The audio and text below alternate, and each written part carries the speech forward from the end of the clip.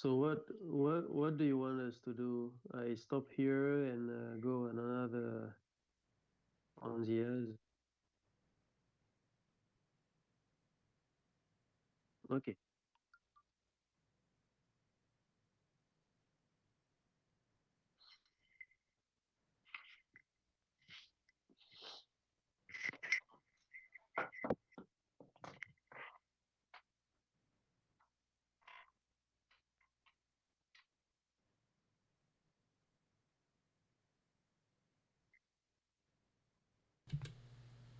People can't see me though.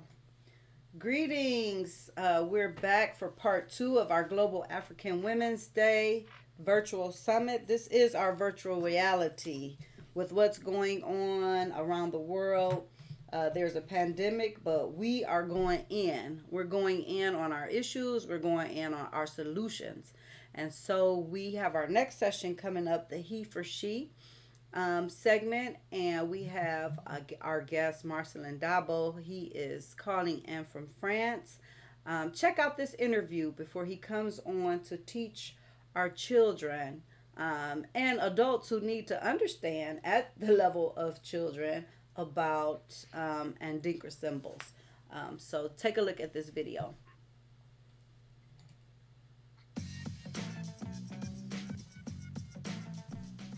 Bonjour, je m'appelle Marcelin Dabo. Donc, je suis auto-entrepreneur. Je travaille essentiellement la pyrogravure basée sur la culture africaine. Donc, il y a les médounétaires qu'on appelle parole de Dieu. Une deuxième écriture que j'utilise, écriture philosophique Adinkra du peuple Ashanti du Ghana. Vous pouvez voir ça sur les dessous de verre, des coffrets donc à bijoux que vous pouvez voir ici, bien sûr avec le prénom et nom de la personne sur la façade là. Vous avez un bougeoir, vous avez des coquetiers, n'est-ce pas? Vous avez des porte-crayons. Et ça, c'est un autre style de coffret à bijoux. Là, vous avez même des boîtes à cartes de visite. Si j'ai un appel à lancer aux jeunes qui veulent faire de l'art ou qui veulent faire d'autres choses, il faut beaucoup de discipline, croire en ce que l'on fait, parce que quand on croit en ce que l'on fait, on peut réaliser ce que l'on pense et le réaliser de façon excellente, comme l'a dit toujours le professeur Cheikh Anta Diop. Je vous remercie beaucoup de votre attention et au plaisir. Enjoy yourself. Bye. Marcelin Dabo. All right, wonderful. So we bring to you our brother Marcelin. He is giving us a call in from all the way from France. And I think I understood some of that, Marcelin, but please, for those of us who only have English as a primary language, you can tell us what that video was about. Hello. Yes, and then please segue into um, the Andinkra. Oh, goodness. All right, Marcelin, yes.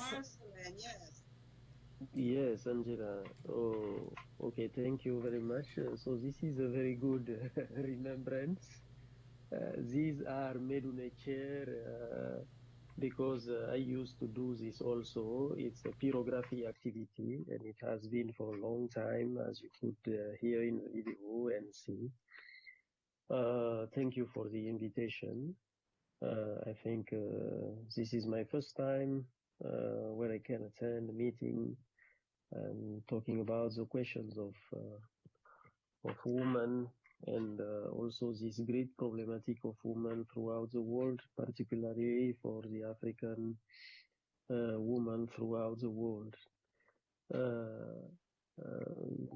Yes, I am an artist and I am also a PhD and engineer in technical field. The artistic part for me is about Adinkra, is about pyrography, is about painting and other activities that I had to explore. And for Adinkra, Adinkra is an African writing system. with different symbols related to wisdom, and they come from West Africa. And many people know in the United States of America, I suppose, I guess, symbols like Sankofa, meaning go back and get it. The other signification is learn from the past to build the future.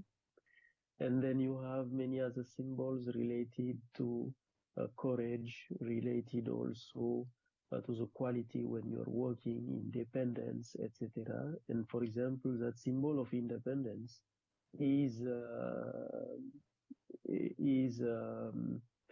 kind of a V, and it looks like a seat also. And that independence, the symbol is related to this proverb. Independence comes with responsibility, and so meaning that it is very clear, I think, for everybody. You can't be independent and you always ask help outside, and then you ask help to other people. You should manage yourself. And I think that this question that you are discussing today about the problematic of women throughout the world, I heard some very interesting interventions on this part. And what I want to say and share with you as my sisters, I want just to say to you, it's very important to be part of the society. The problematic of women inside the world today seems like maybe it comes from a kind of frustration or things like related to that. But what I think is it is very important for women everywhere to build and also to construct according to a real vision. There are different paths in the society that we have, and there are different kind of jobs in the society.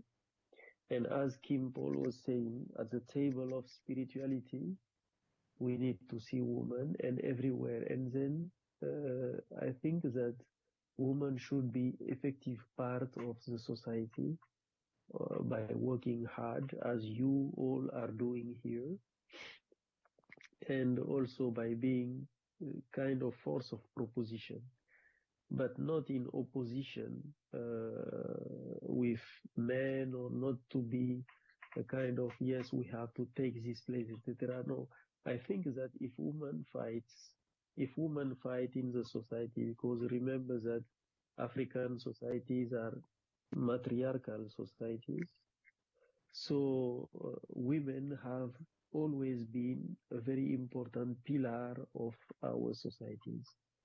So what we need is that women come to take that place again. And what I want to ask women is, okay, you do beautiful children in collaboration with men. And then, for me, what is important is in the conception, before even the 9 months of conception, at that time, woman should be in another level, in another context of spirituality, of deep spirituality, of preparation of the womb. And then that preparation, for sure, it can take years that you have to prepare yourself. And that preparation should generate and should give balanced people, even men or women, because that man that will be born from that prepared woman will be a man that will not fight against men or against women. And that woman that will be born also will be a woman that is in a very good equilibrium, balanced woman inside the society and inside the world. So, being a pillar of the society of the present, the past, the present, and the future. But for me, most for the future, in my point of view, women should be very good prepared, very good taught to reach a very high level in the society, but in the sense of vision. And there is something for me that is important and universal.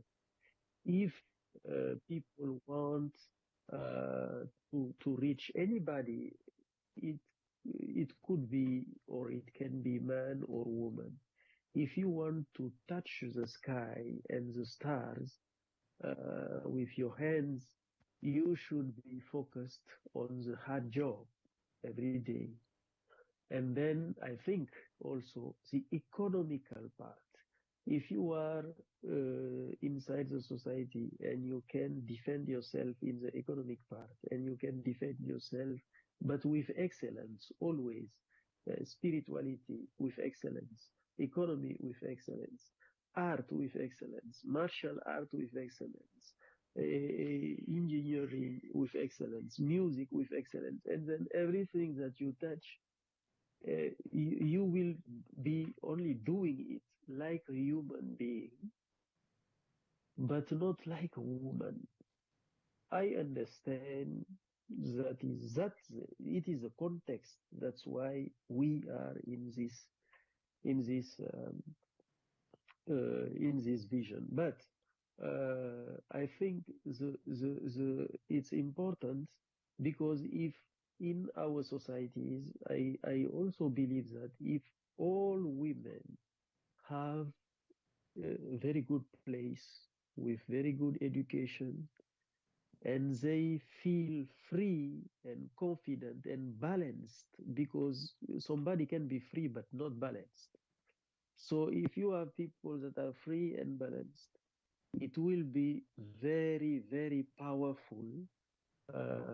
The society will be very, very powerful because don't forget that women that they always defend Africa. They always heal people. They always give good. They make great people rise up throughout the world, etc., etc. This was my contribution today for you.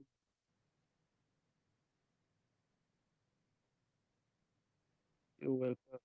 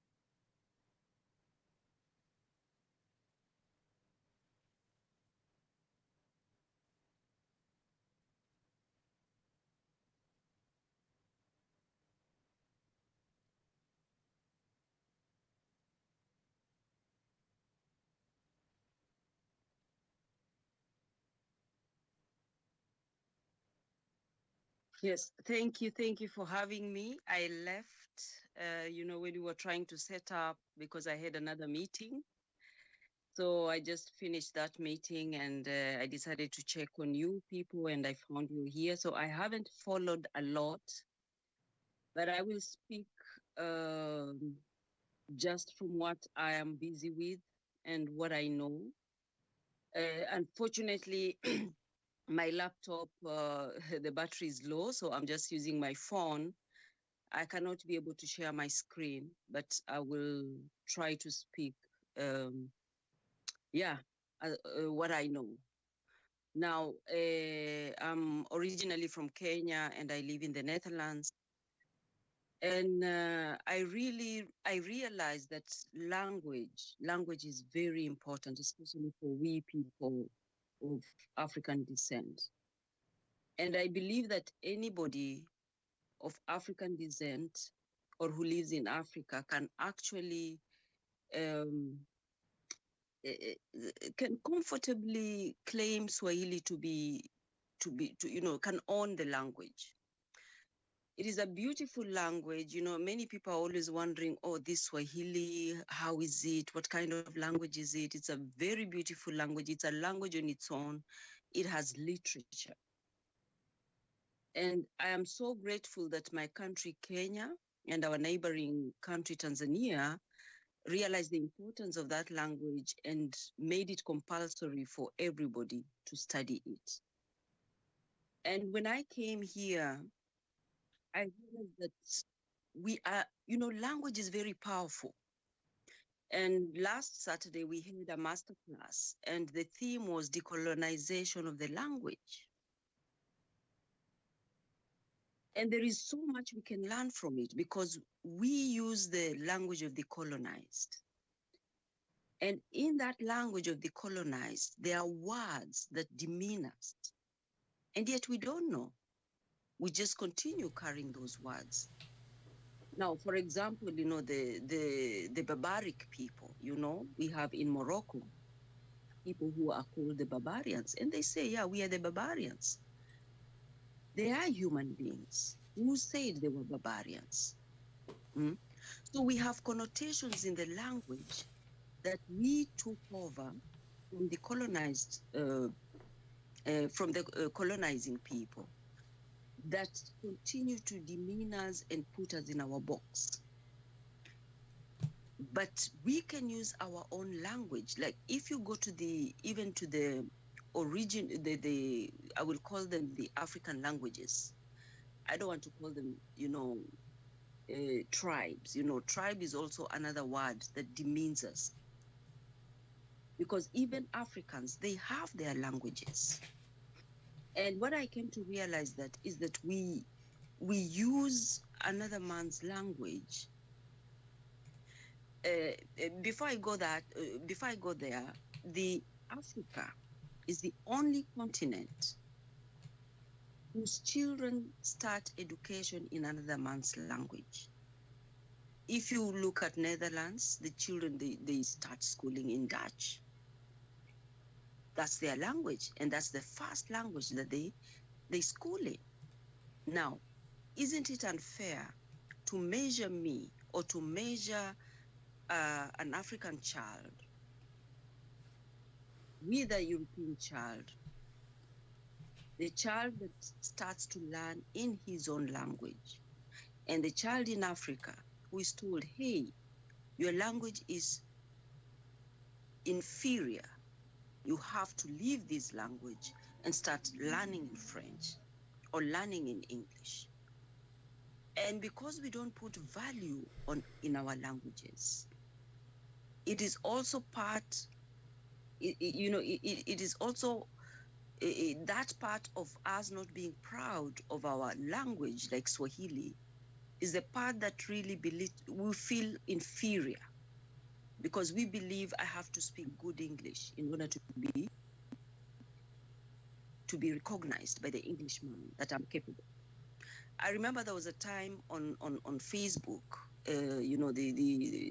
among the Kenyan community, they were bragging why that Kenyans can speak better English than Ugandans or Tanzanians or our neighbors. And I was wondering, where are your languages? Why should you brag in another person's language? So anyway, having said that, I will just explain what I'm trying to do here. We are trying to promote the Swahili language. It is not easy because now the children of the African diaspora who are born here, their first language is Dutch and English.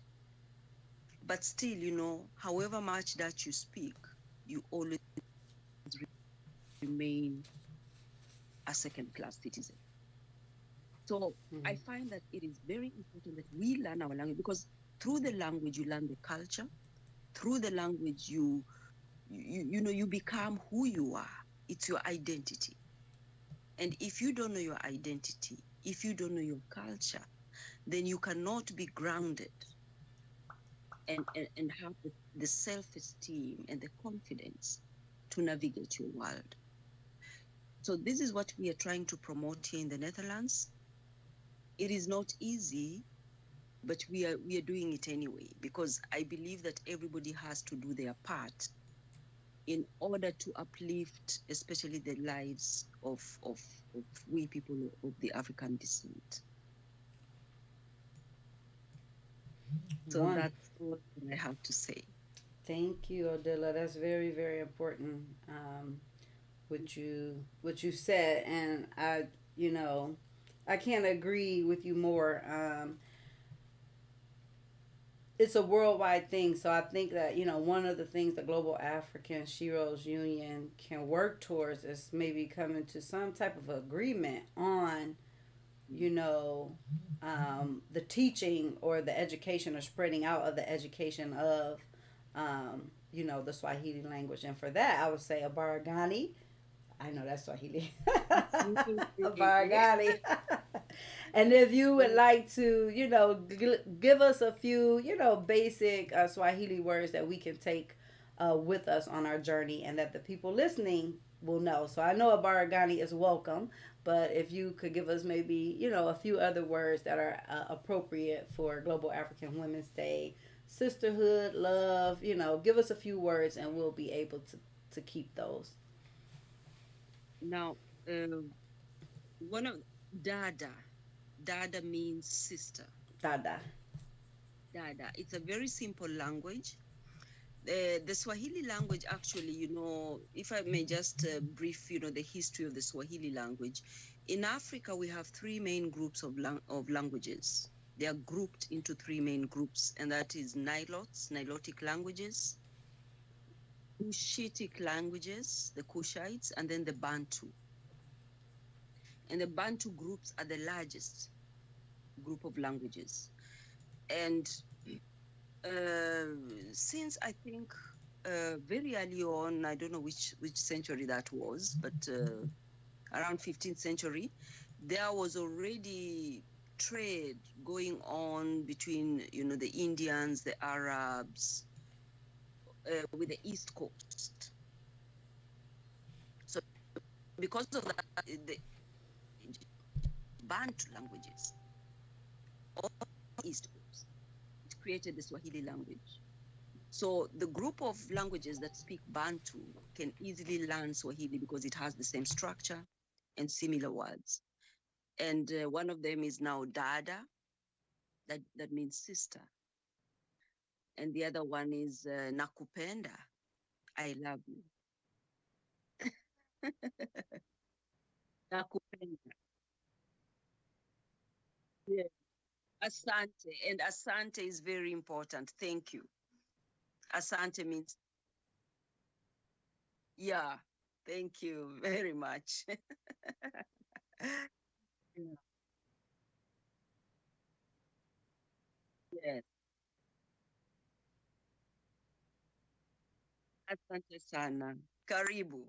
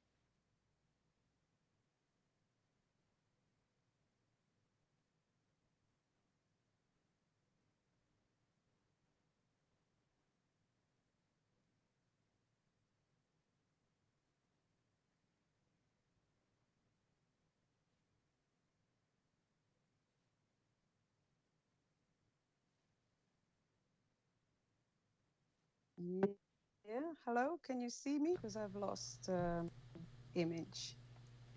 Greetings. Yes. Well, I did see you, but now I lost you. You're blacked Okay, out. Okay, I I'm see. gonna leave it like that. Yes. All right. Go right ahead.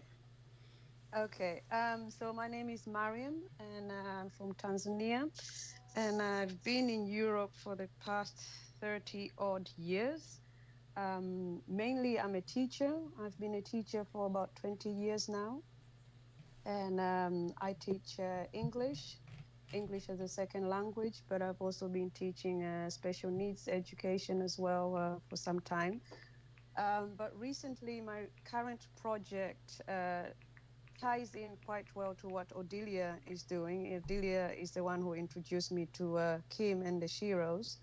I'm doing authentic tourism in Tanzania, and it's all about teaching people about the Swahili culture. So while Odilia is doing the language, I felt it's also important that we teach the diasporas over here the importance of the Swahili culture. So I've developed a program, and I'm currently in the middle of writing a book called Be Authentic. And it's all about empowering Tanzanians to start with, because that's my country. But it can be put in any context of any African country. It's about empowering the local people with the knowledge of their own culture and using that for their own benefit. So, not trying to entice Western tourists with Western ideas, like having Western restaurants or hotels, or having the gadgets that they have here in Europe, but more teaching them about the Swahili culture. And I find that really, really important, just as the language. And to start with, we're losing quite a lot financially in Tanzania, because we are currently failing at being Tanzanians, but also failing majorly at being Westerners. So, what I've noticed in the past 30 years as I travel back and forth with guests from Europe to Tanzania is that the Tanzanians are trying so hard to show how westernized they are, how Mm. they can cook a pasta just like an Italian, which is impossible because the Italian will always say it's not correct.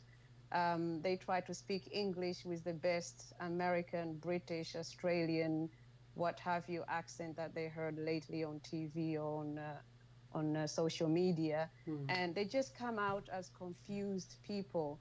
My recent trip was last October with my colleagues, two teachers, and they said, I can see in their face, in their eyes, that they really want to welcome me, but they just don't know how. And the lost eye is in the sense that they don't know who they are, and therefore they have no idea who I am. And that was really powerful moment for me, that I stopped and I thought, okay, I have to write a book and just give my people the guidance they need. The fact that they look even to the tourists lost. He knew he was a tourist, but they didn't know what kind of tourist he was, because they had no idea who they were. They were trying to represent themselves as somebody else, and they were failing miserably at it. So my company, Biswahili, I put it together in 2009 with my husband, and we aim to really teach the Swahili culture um, to our tourists coming to Tanzania. So authentic tourism, as we like to call it at Biswahili, is quite similar to the cultural tourism, but it's a bit more than visiting historic sites and visiting museums and places like that. It's more a personal encounter with the traditions and the history of the Swahili culture.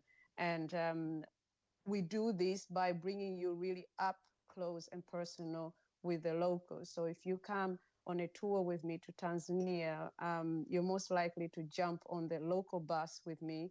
My last trip was a 9-hour bus trip from Dar es Salaam to Dodoma with my guest. And although it was extremely tiring, because we only had one stop in those 9 hours, they really enjoyed it. They said, we did not feel like a tourist. We felt like we were having an experience. We were like in the middle of a movie. If we could take part in Wakanda, we were like right there. We were with the people, and nobody looked at us and judged us or saw us as tourists. They just saw us as one of them, and that made it really an amazing and unforgettable experience. And that is what I'm trying to sell with Biswahili. At the same time, being a teacher, that is what I would really like to teach the local people to be authentic as much as they can, and allow the tourists to really have that unique experience of Swahili culture, because that's when we will really, really financially rise, but also be a powerful culture that we once were before colonization. So that's what my company is about at Biswahili. And I welcome everybody to visit the website. You can find my details there. Drop me an email, any questions that you may have. I'll be more than happy to tell you. Thank you, Thank you. Mariam. Thank you so much. That is so powerful. We're going to go ahead and show your video now. And so Mhm. I'm not sure if you're seeing it on my screen or not. If not, please, I want to remind everyone to tune in to our Facebook Live. We're streaming live at Black Financial Unity. We're also streaming live on our YouTube channel, which is Financial Unity. So if you don't see it, for our panel who is with us on Skype, if you don't see it on the screen, you can view it on one of those other platforms. So please mute your phone if you're not speaking, so that we'll have excellent quality of video for the Be Authentic. Here we go.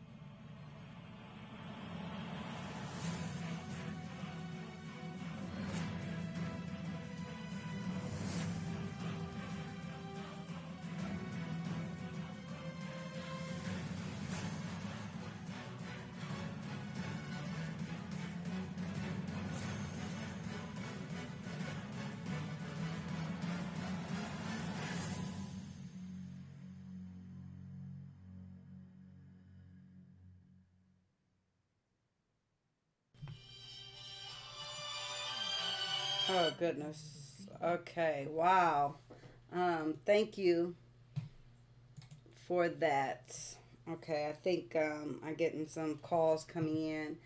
Um, yes, I think I just wanted to comment on the commentary that you were giving us about being authentic and how powerful um, your work is for the local people, because I know something about what that looks like.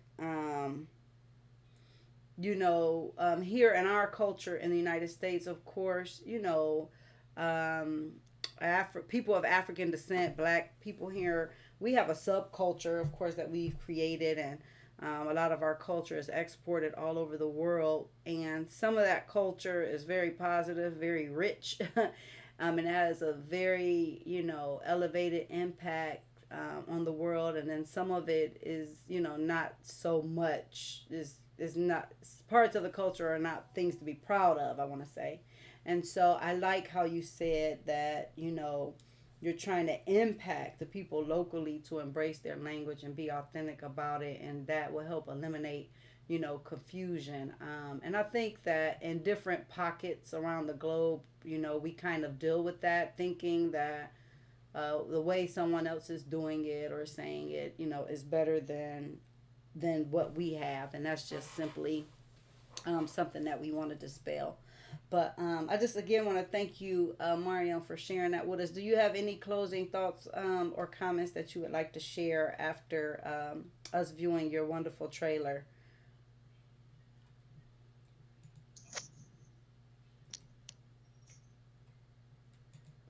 Any closing comments? Okay, wonderful. All right, so we're gonna move on to before we move on to our next segments, which Sorry, Angela. yes, Mariam, yes. Hi. Uh-huh. Sorry, David was calling me while you were, so I got a bit sidetracked. I got on another call because I'm getting comments about my talk, I think, right now on Skype. So if Oh, everyone could okay. just wait until I finish before they Uh ask me questions. Actually, are Um, you able to see the questions, Mariam? If you are, then we could read them and give you an opportunity to respond to those. I apologize. I'm trying to toggle between a couple of different things. Um, yeah. um, can I read the comments? Yeah, I can see the comments. Yeah, I see the comments. Um, I can't see David's comment who tried to call me now. But my closing thought on what I've just said right now on my talk on authentic tourism, on authenticity, is if we could all support the movement, not just in Tanzania, but the whole of Africa, really be proud of our culture and really promote our own culture and stop all this trying to be the Westerners or trying to be the Chinese. If we just stand as we are and promote that as a product, we can take ownership of it. Right now, all the tourist operators are backed up by some kind of Western group behind them. I get several calls and emails from people in Tanzania asking me to help them because I am in Europe, because the money is over here. No, the money is not over here. You've got the product in Africa. That's where you need to focus on. They don't need to look in Europe for the clients if they just make themselves visible with their culture. All of these people will find them. I mean, I'm making myself visible by starting this movement. Now I've got contact with the Minister of Tourism. He supported me. God knows how I found him, but it's just all a matter of network.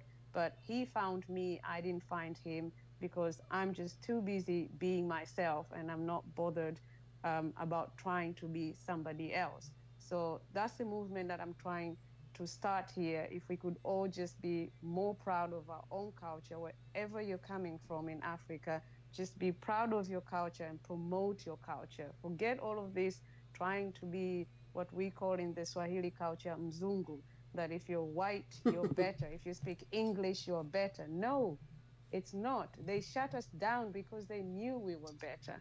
And that's the bottom line. Mm. And it's like the same thing that my pastor once told me, and I'm not even a Muslim, but I went to Christian Catholic schools all my year. And the one thing that stuck with me, and he was just making a joke, I'm quite sure. He said, you know, the first thing that God said to Eve when he created her? And I said, what? And he said, well, don't tell Adam I created you first. And it's the same thing with Africans. We just don't realize all the knowledge, all the wealth, all the power and the strength that we have to use for our own benefit. And we let people come in and use it for their own benefit. They're not there to help us. No one is investing in Africa from Europe. They're investing in themselves. And we need to wake up and face that. Mm. Wow. You're powerful. So, yeah, now I'm done. And I totally agree with you 100%. And actually, it's quite refreshing that, sisters from around the globe share the same sentiment that we do over here because it's rough. It's rough out here for us. And although we have our crowns in place and we keep our heads up and we do what we need to do, we understand those realities all too well because we live with them every day. And even, just right now, what's going on is a perfect example of us going through a crisis, yet and still we're cool, we're calm, we're collected, and we're going on with the business of building as we should, despite the chaos that is going on outside. And so, salute to you, Mariam. We will continue to work with you and to support your work. So, coming up next, we're going to move into our African women and beauty and business segment, and we'll be featuring our panelist, Miss Rose, who's hailing to us from, I believe, Namibia. Miss Catherine, who is originally from Nigeria. The sister Kim Poole. And myself, we will chime in. Of course, we're representing the sisters here in the United States. So we're going to play a couple of videos before we get started and on the next segment. So we just thank you all for celebrating, commemorating, and recognizing today, Global African Women's Day. And it's very important, as Empress Chi told us earlier, that we look for ways to be independent, to find our own path, or to maybe refine our paths that we have created and designed already in antiquity, and how we continue to make a way. And also creating our narrative and sharing our story, because it's not that we're not doing incredible things. Of course we're doing incredible things. It's just the things that we see before us are not reflective of what we're doing on the ground and what we're doing in reality. So this is very important. It's a pivotal time. I really, in my heart of hearts, believe a shift is occurring and has occurred, in the cosmos, in the universe, on the planet, in the heavenly realm, however you describe it. And things are being manifested on the earth. And so we must take our right and proper rightful place in the earth as the mothers of civilization and rise up, and take what belongs to us, which are our children, our community, and of course, having the balance of Ma'at, taking care of our brothers as we take care of each other. So with that being said, I would like to share with you all our next video before we get into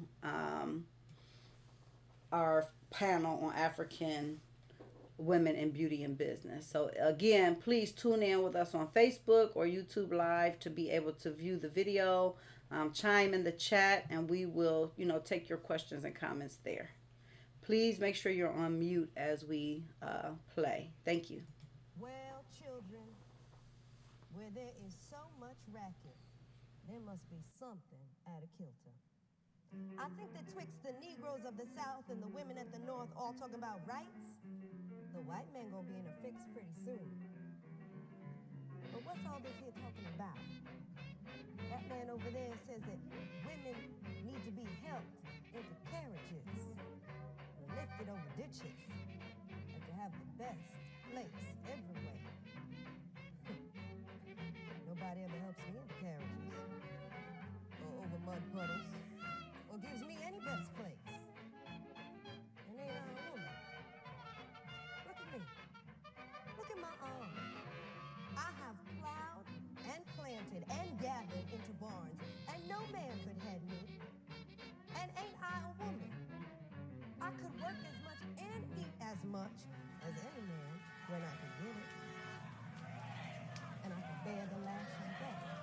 And ain't I a woman? I have borne 13 children.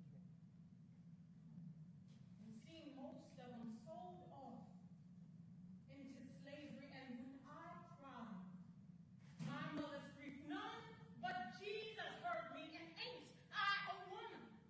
And then they talk about this thing in the head of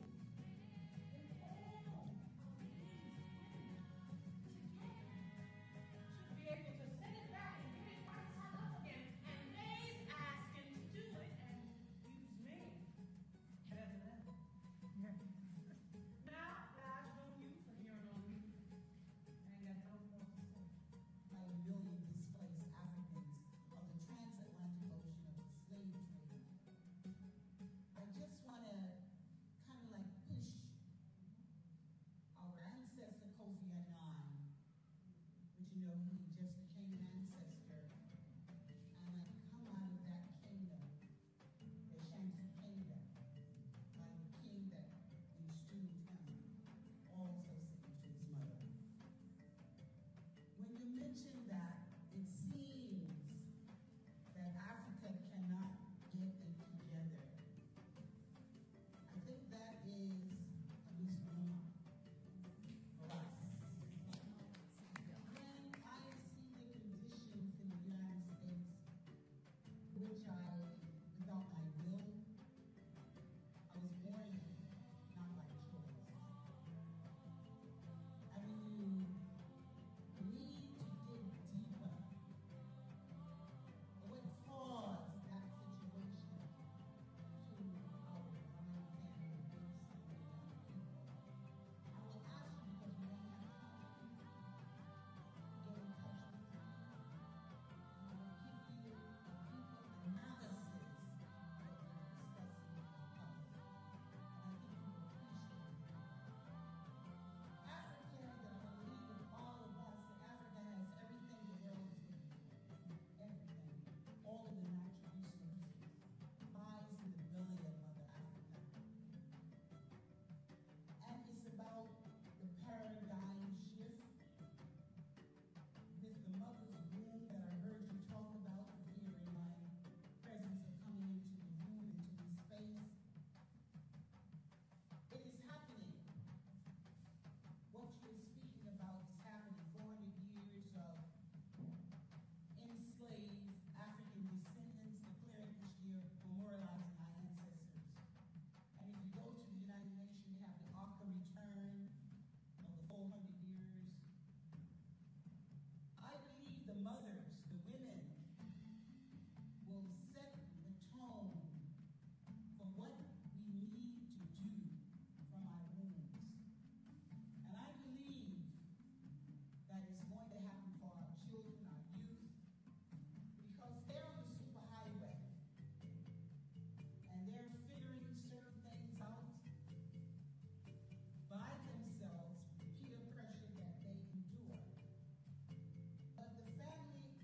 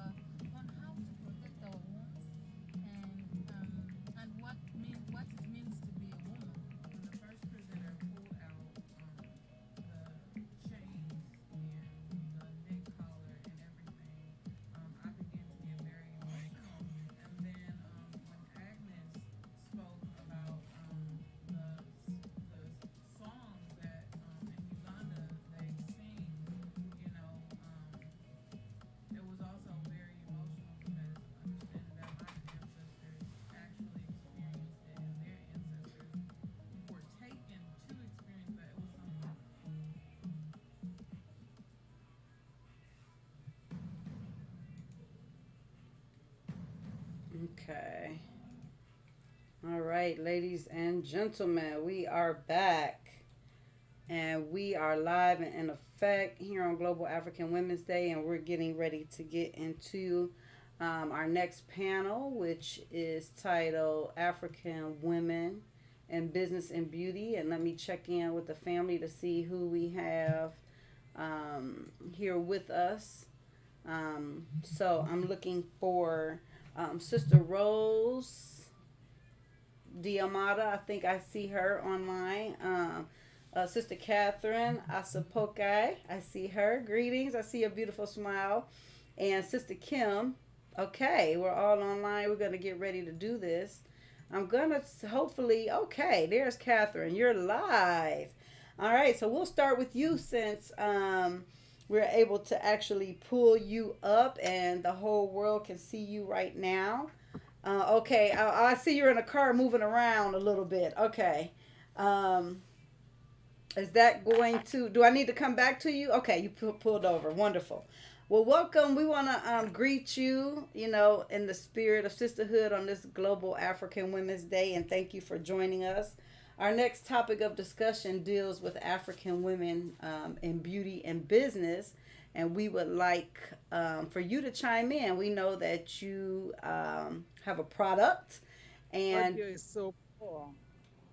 yes, yes, yes, yes. I can hear you pretty good. So tell us a little bit about yourself. The work that you do with women, and tell the family about your product and why it's important. What motivated you to create it. Can you hear me? Yes, I can hear you. Okay. My name is Catherine Asapoha Utsalo. I am a Nigerian American. I was born and raised in the northern part of Nigeria. SHEROES is a wonderful group, and SHEROES has been promoting a lot of African women. And I will advise every African woman to join SHEROES. It is powerful, it is knowledgeable, and it is a group that you should join. SHEROES today is promoting women around the world, African women. And being an African woman in business and in beauty, also an African woman in providing for the underprivileged. I am here today and I'm highly honored to be on this platform. Today I'm going to talk about different products and different things that I do. I am a wellness coach. By profession, I am an IT information technology auditor, and I do security audits and compliance. But my passion for the African girl and woman dragged me into becoming an advocate for women. Right now, what I do with my nonprofit Presence for Charity is we provide for the less privileged when it comes to education, medical, and sustenance farming. But for the business that I also run, which also concerns women mostly, is called Moisi Naturals. Moisi Naturals is a business where we use natural herbs to help women maintain their balance. And when we talk about maintaining your balance, every woman know at a certain age we begin to encounter different things. Being from the southern part of Nigeria and was born and raised in the northern part of Nigeria, I was able to put everything together, understanding what they use in the south and what they use in the north. So here what I do is I talk to women about what they call postpartum bath, herbal bath, whereby we give a woman and the baby the bath after the woman has her baby so that she can regain her balance, take the right soup, and she is that way we are minimizing what is called postpartum depression. So that is one area we focus on. And the other area we focus on is called Ladies Pocket Book. With Ladies Pocket Book, we educate women when comes to issues they have when it comes to intimacy and when it comes to hormonal balance. We talk to them about how to be the beauty that they are in their matrimonial home, in their relationship. Because when a woman has her self-esteem together, then she is able to do what she needs to do to empower every other woman. So when we talk about Ladies Pocketbook, I know we're going to come back again to talk about Ladies Pocketbook in details. So we also deal with things like herbs for diabetics, herbs for weight loss, herbs for your hair. I mean, look at my hair. I'm an African. African women have beautiful hair, and we advise that we maintain our hair with natural products. So everything that we do, everything that we sell is natural. We don't deal with chemicals. With everything comes from the earth, from Mother Earth. So I will want you all, if you want to reach me, come back to this platform. My phone number is 770-895-8006. The website is www.moisinaturals, MOISINATURALS,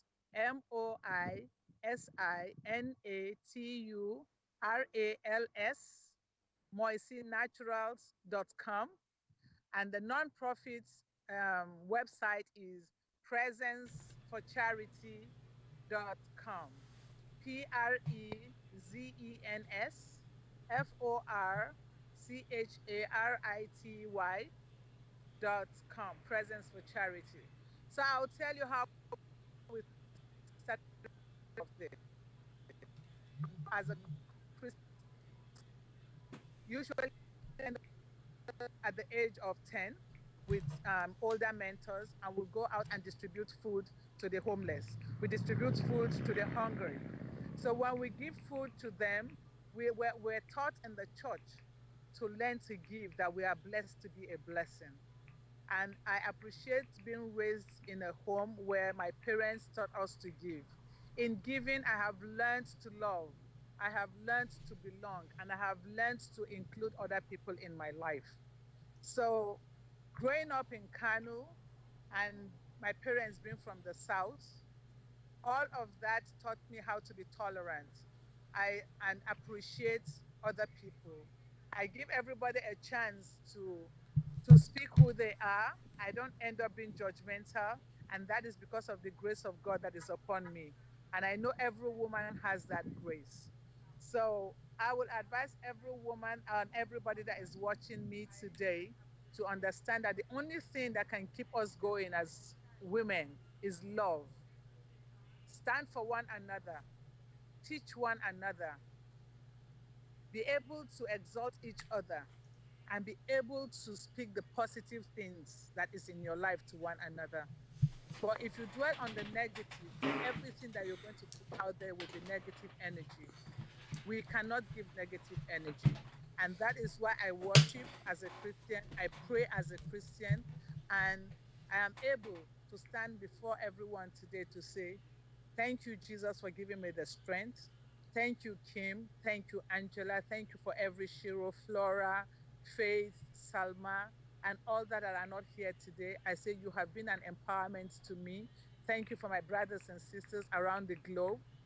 And I say, I love you all. Come join Shiros. Come be with us. Come join United African Women. And I tell you, you will love what we do, because all we do is love you, empower you, and show you the right direction to go. God bless you. Thank you, Catherine. Thank you very much. I hope that you're still able to hear me. Um, Yes, I can hear you. Wonderful. We were having some audio issues, but I think that we're good because we are recording. Okay, so we want you to be safe. Make sure you're washing your hands and taking all the necessary precautions in this time of viral stuff. But we're hoping that our message will go viral as well. As heavy as the coronavirus, we want our message about global African women to go viral. So we're gonna go to our dear sister Rose Delgado. Are you with us, Rose? And then we'll come back to you, Catherine. Thank you. Thank you. Thank you. Rose, are you still with us? Okay, I did see her earlier. I'm not seeing her now. Okay, if you are, come off mute. I'm gonna give you an opportunity um, to speak. Okay, so while we're waiting for her, um, okay, I think she's off now. Rose, are you able to hear me? I would like to give you the floor. Yes, Just to yes, introduce yourself, talk about the work that you do, as a Shiro living in the U.S., but hailing from Namibia, and, the importance of African women as it pertains to beauty and business. You have the floor now. thank, thank you so much. Can you hear me very well? Yes, we can hear you. Wonderful. Well, thank you so much for the opportunity to gather together with all these beautiful sisters from all over the world. Thank you to Kim for her bravery, for her determination, for her uh, never ceasing energy and wisdom.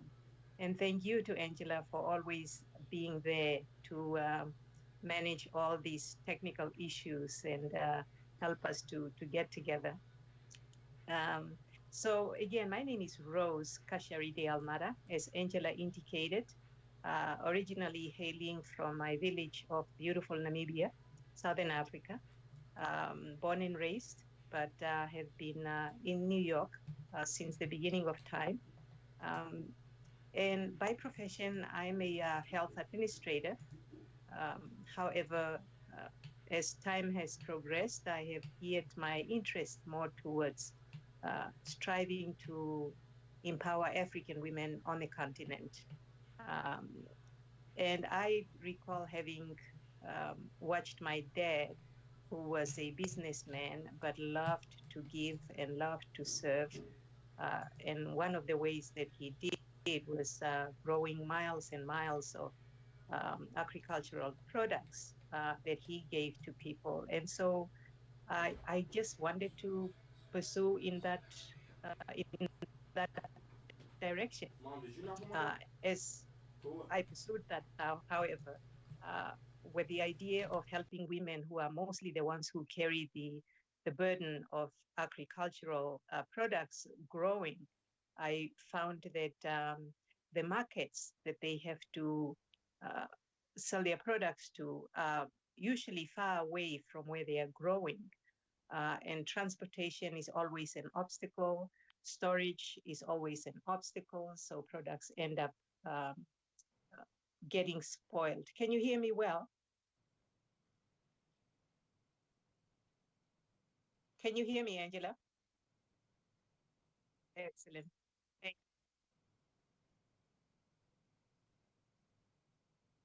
you. Yeah, so uh, coming around, I figured, there are so many women who are already laboring, growing agricultural products.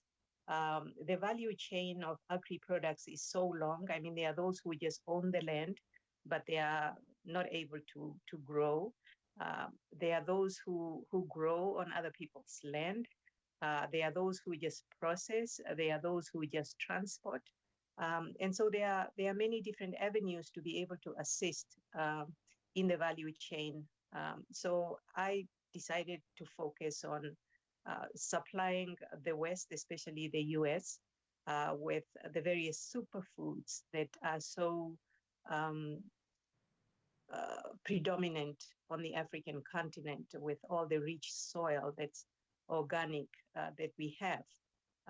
So my products are mostly geared towards moringa and baobab, spirulina, which of course are now big in the West. It has been quite a learning curve, and especially dealing with women who are unfamiliar with the presentation and the packaging and the various regulations that has to be in line in order for their products to be competitive. But I'm happy to say that they are so resilient and um, uh, so willing to learn. Um, there are still obstacles in bringing the products over, which we have been doing mostly on a large scale. But again, we have to go one step at a time. So yeah, I mean, I applaud the SHEROES organization Even though it's a young organization, you have been really pushing forward for us to be united and to have one goal, and to be able to assist each other wherever we find ourselves, especially on the continent. Um, my hope is that we empower each other, that we unite, because there is power in numbers. And as we continue to be fragmented, which of course has always been the ideal goal of our colonizers and oppressors, because the more divided we are, the more they are able to capitalize on our division. I appreciate the Shiro's Union, the Sheroes organization, rather. I appreciate all the efforts that you make. And I hope that we come together and do great things. And that's about all that I have to say. Thank you for the floor.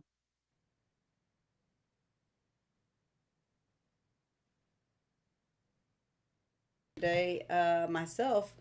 Oh, sorry, I had to unmute my mic. Yes, we commend the work that you're doing. I learned something new about the direct sourcing that you're doing of those superfood products. I dare say, this is the exact right time for it, because of the situation that we're going on. So, as long as the ships are still sailing and some planes are still flying, and you can get, those natural products here to the United States. That's a wonderful way to begin to, access ownership of the global food supply chain and beauty supply chain. As it relates to the products that we use and that other people use. So, I definitely also, we as a collective are interested in building with you around, those sustainable solutions.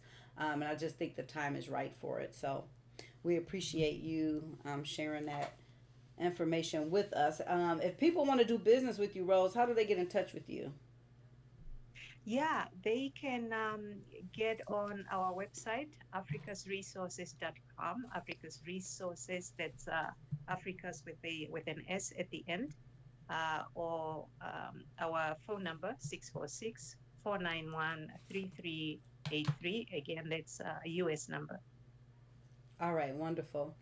All right, so next we have our dear sister Kim Poo. She's going to chime in on this conversation. Of course, we heard from her earlier, as it pertains to super lashes, and that definitely lends itself to the conversation around beauty. So, Sister Kim, are you you could unmute your mic and come on in and let us know what you would like to add to this topic.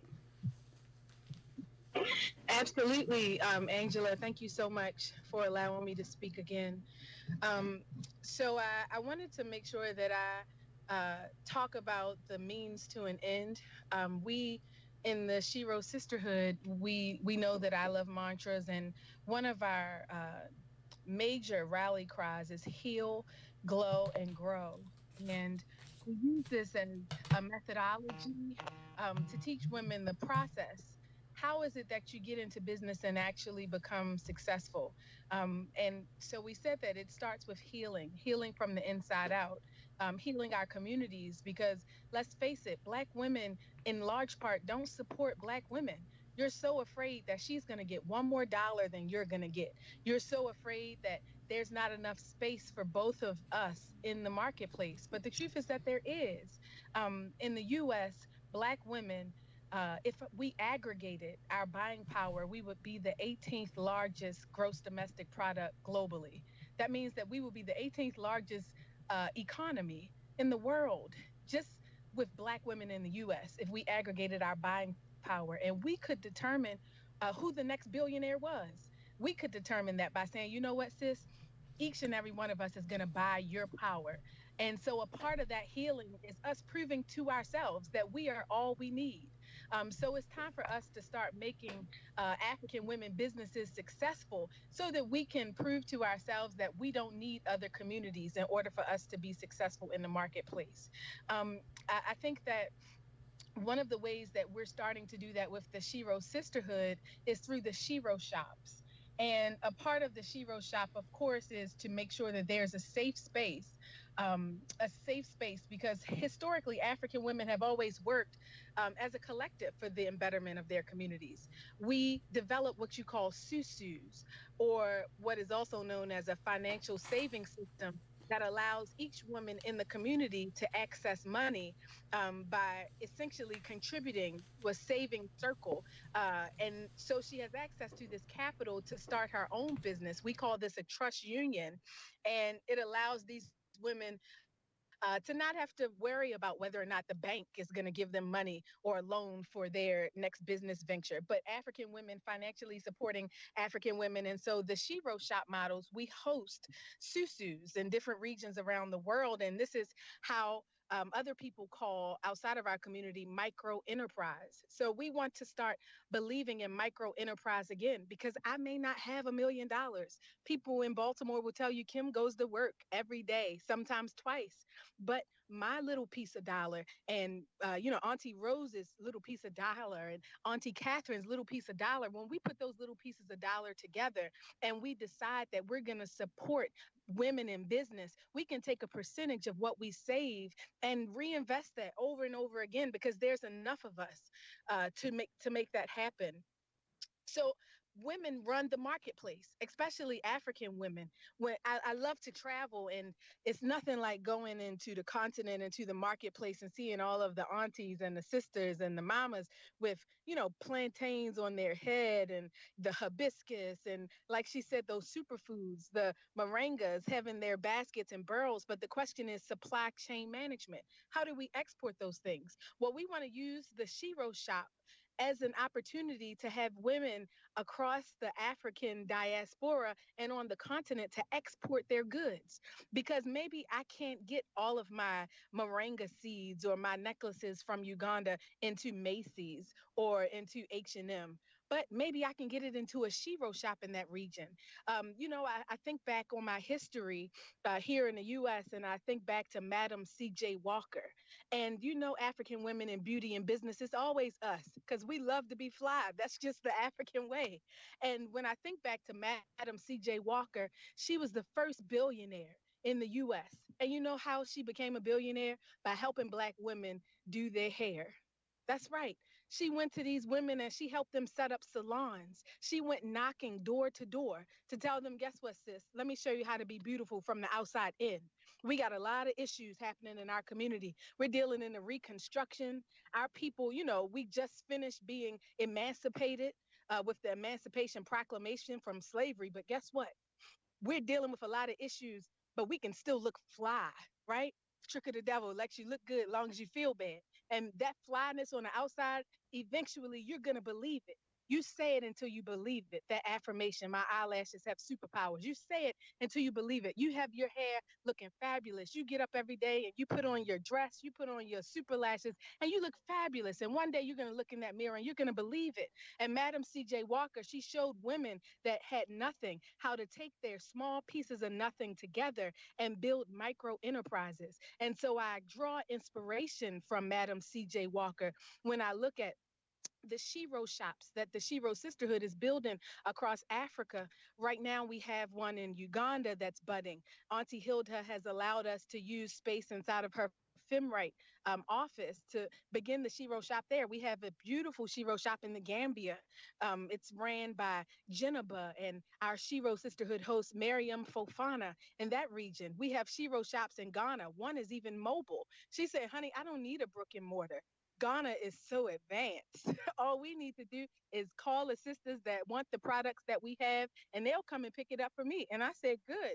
That's the same model that we're working on in the US. We're working on our online storefront so that whether your Auntie Rose with the African superfoods or the Moisty Wet that Auntie Catherine is offering, you can get that from their site. And if you come to our site to buy their product, then of course we're going to make sure that they get the proceeds from that, because that's the African worldview: trade and barter. And the most important part of the Shiro shop, I don't want to take your time, Angela, but the most important part of the Shiro shop outside of our heal, glow, grow mantra is that we were culturally derailed. The European systems of how to build economy and how to build capital has infected our community. They don't trade, they don't barter, they don't build susus. The corporations outlive the human being.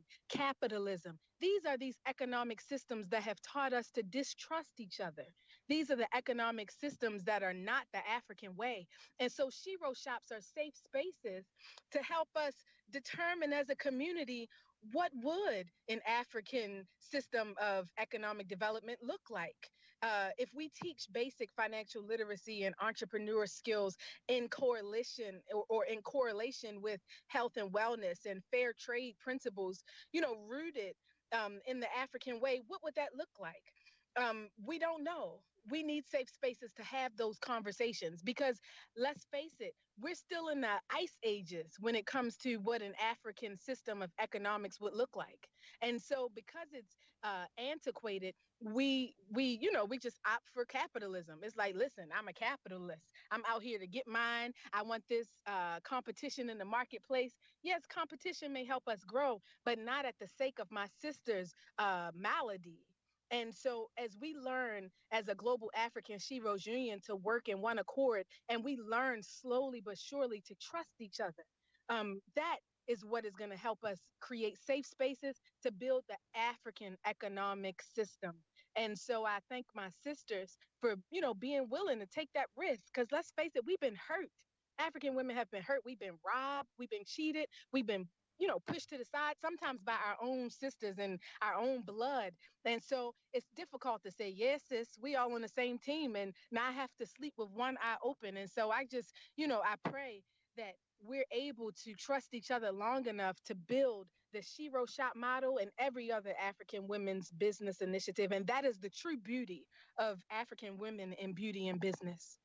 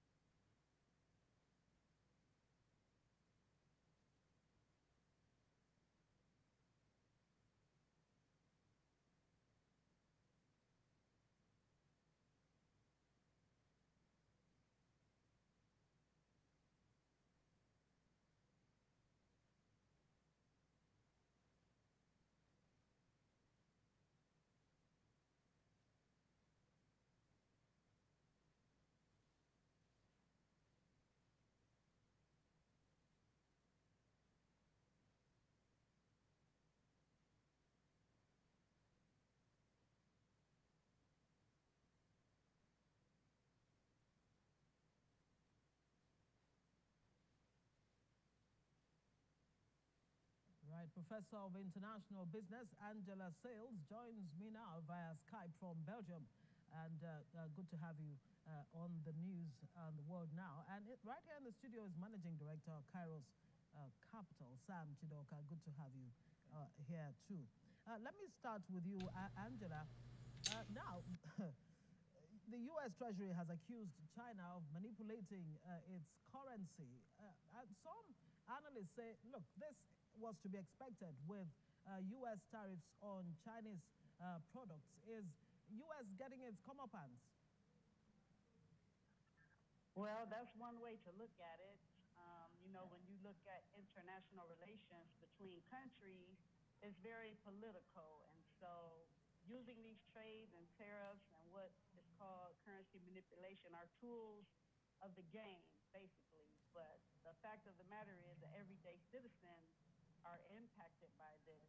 Of course, the U.S. position is that by China manipulating its currency, it's deliberately influencing the exchange rate, which is giving it an unfair competitive advantage in international trade. But we can't let U.S. companies off the hook, when it comes to this. So one of the reasons that this situation even exists is because many of the major corporations have a presence in China, particularly in the manufacturing, and they've chosen to do business with China, which created a trade deficit between the two countries. This year, there was a record high recorded of $900 billion deficit. So people over here in the U.S. are negatively impacted by that trade. Although from a consumer perspective, we have cheaper goods, but from a production, employee perspective, it's just an imbalance. Tino, this is not streaming to the live. I don't know what I did to get this off. Let me bring it to the studio here. What do you mean? The PowerPoint is stuck there. War or tariff war. Oh God. Oh, here we go. Well, you could say that. So I believe. God, you press on 5,000 things at the same time. When all of this started. So all that time that I did my presentation, nobody freaking heard me. So when the US came about and decided that over $250 billion worth of China products were going to have tariffs, the first tariff said China replied in kind. And the US came about again and gave another one on $300 billion worth of China products, 10% tariff, and China has also replied in like manner. Now, to make sure even if I was speaking through this mic, they couldn't hear me. But they hear them, except and not me. It's set up. They can hear you. Mom, they can hear you. So you see that the balance of trade between the U.S. and China has the U.S. in deficit. But is this a manipulation or just a natural outcome of the tariffs? Well, it depends on whose side you are on. It depends on how you look. For the U.S., it could be looked at as manipulation because it happened just after they placed the tariff. But for the Chinese, they can maintain that this has been their monetary policy stance over time of making sure that the yuan is weak so that they can aid exports and they continue to maintain deficit with the U.S. The U.S. having deficit of trade with China, which is really has always been their policy thrust in recent past. And Angela, let me bring this to you.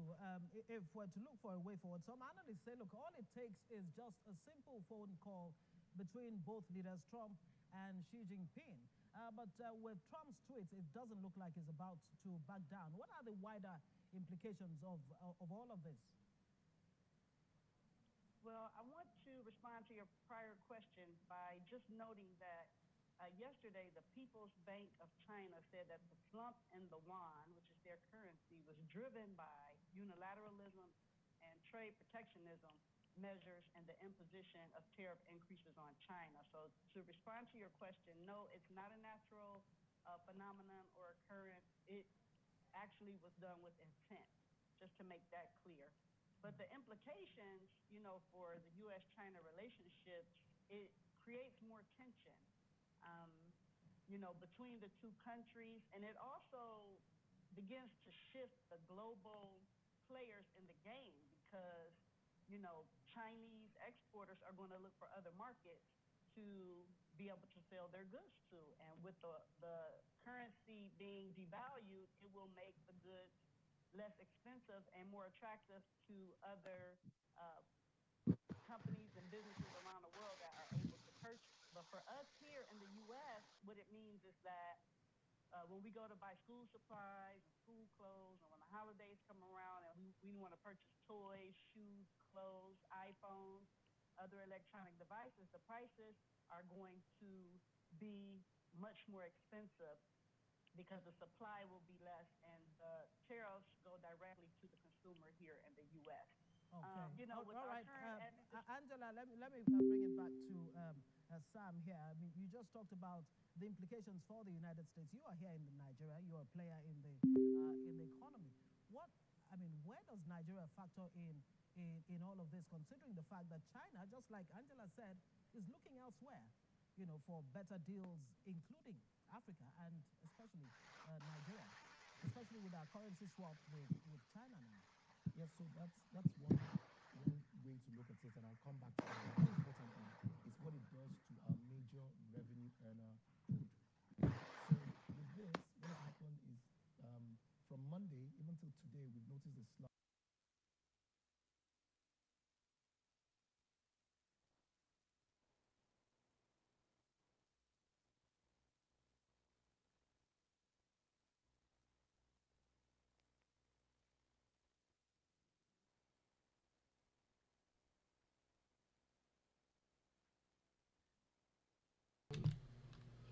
No, that one's off. This one is this one.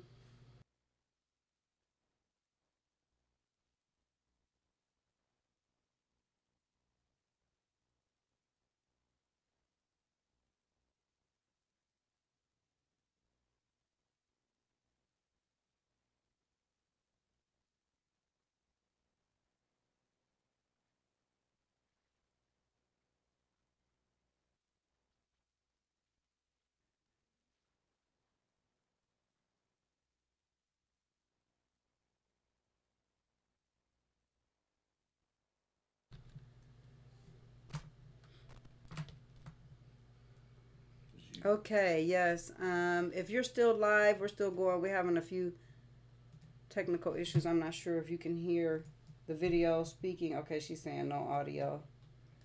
Um, okay, we're not having any audio. Can you hear me speaking now, Missy?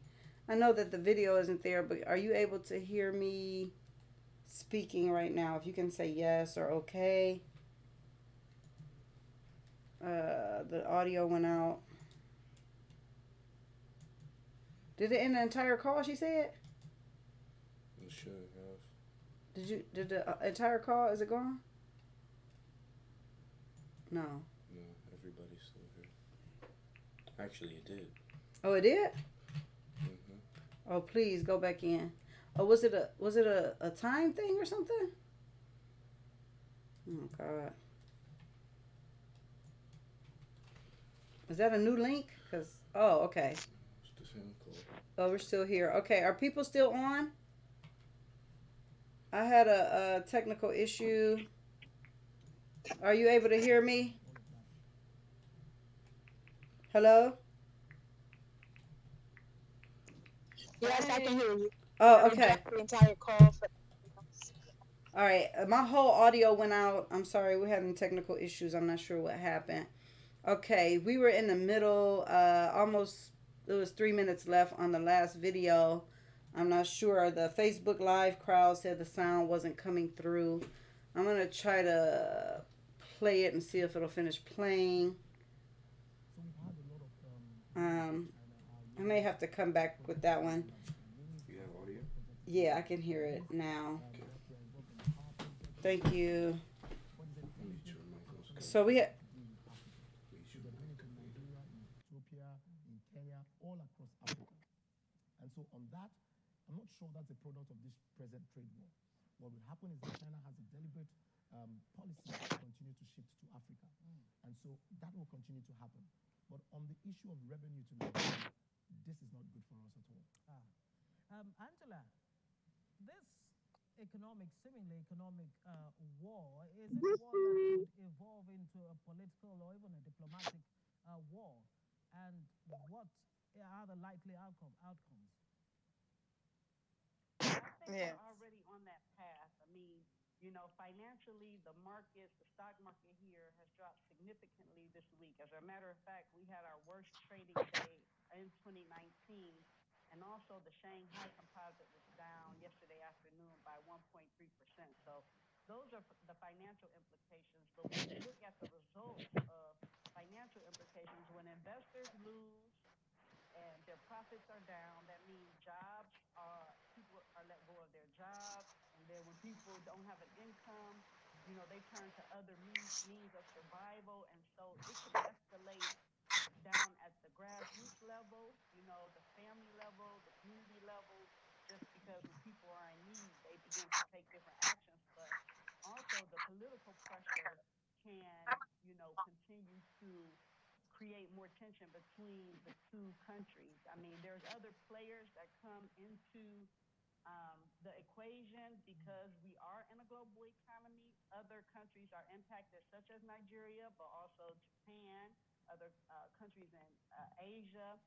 Even Canada has a hand in this because part of this issue started with the Huawei company and the technology that was being used um, with the information systems, and that's on the technology front that helped escalate it. But we all would look for a diplomatic solution because we cannot afford to be in any type of military conflict, particularly when we have domestic terrorism that we're dealing with here already All right. in the U.S. And so, Okay, Sam, any winners, losers? Last one, brief, one word. I'm not sure. I think they just have to have resolved this. There's a lot happening around the world, and All right. a trade war between China and the US is not healthy for the world economy right now. We'll have to leave it there. Angela Sales, Professor of International Business from Belgium via Skype there. Thank you so much for joining us. And Managing Director, Kairos Capital, Sam Chidoka. Thank you so much for joining us.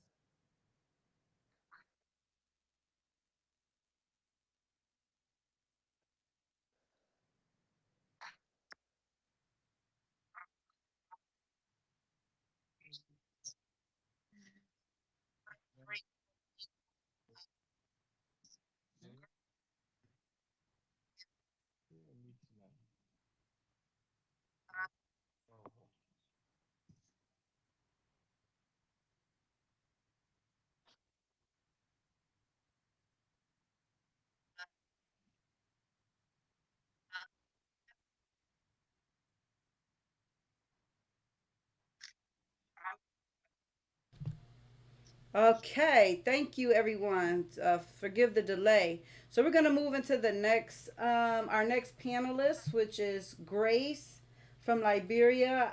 Grace, if you're with us, can you please unmute your call? We would like to give you the opportunity to introduce yourself to the family here on Global African Women's Day and chime in to be part of the conversation on the work you're doing and why it's important that we work together on this particular day. Okay, let me see. Grace is not coming in, and I'm not sure what's going on. Okay, so let me see if we have another clip we can play. Hey, David, I see you. Brother Daryl, I see you. So hopefully we can do our he for she segment. We would like to have you brothers chime in and just talk about, the importance of us working together. I wanted to bring Grace in, but I know that we had some technical issues and people are trying to actually rejoin the call. All right, I'm going to see if we have a short clip. And if Grace is with us, we will give her opportunity to go next. Otherwise, we can move to our he for she session. And I see Brother Daryl, if you're in queue, you can type a message there and let me know if you're ready. And I do see Brother David is also with us. And we would like to give you all opportunity to be a part of this very important dialogue that we're having here today. Let me see. Okay, so we have a clip out of Botswana. I'm not sure. Let me see if that artist is actually with us, but it's a short clip. So we'll go ahead and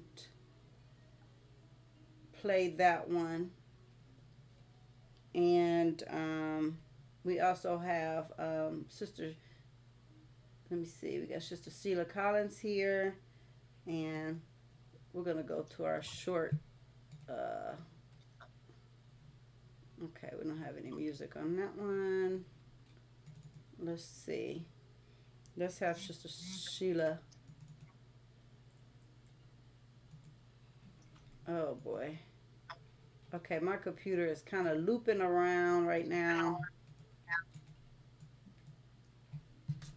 And it looks like it wants to freeze on me. Okay. So do I have any of let me see who I have on the line with us right now while I try to fix this technology. If you're under the sound of my voice, please let me know who's on the panel with us right now. Okay, here we go. I got a clip. I'll play this clip by Sister Sheila. She's one of our Sheroes out of Las Vegas. And she's going to talk to us here on Global African Women's Day. And then when we come back, hopefully we will have our guests ready to go. I am the CEO and founder of Girlfriends Who Inspire Change in the USA. Girlfriends Who Inspire Change is a social enterprise company. We focus on women and girls in the areas of leadership, education, entrepreneurship, technology, and so much more. We offer workshops free to women and girls, and some of them are boys and men's are included to help enhance their skill sets. We're so excited this year for the very first time to participate in the United Nations CSW 64 with so many awesome women across the globe.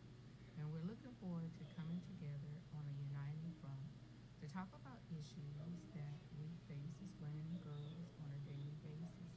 And some of those issues are we're dealing with sex violence, human trafficking, we're dealing with poverty, and so much more.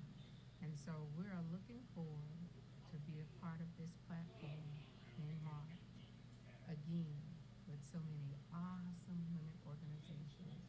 And we're working on one agenda for the common good for women and girls across the globe.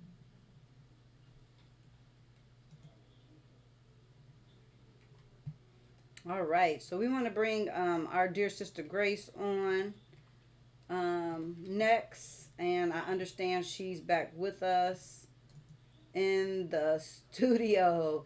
So, Sister Grace, are you with us? If so, please, greetings. Happy Global African Women's Day to you. Are you with us, please? And give you an opportunity to unmute yourself so that we can hear you. Okay. I'm not hearing her. I understand, Grace, that you are with us. If you are, can you please come in, introduce yourself?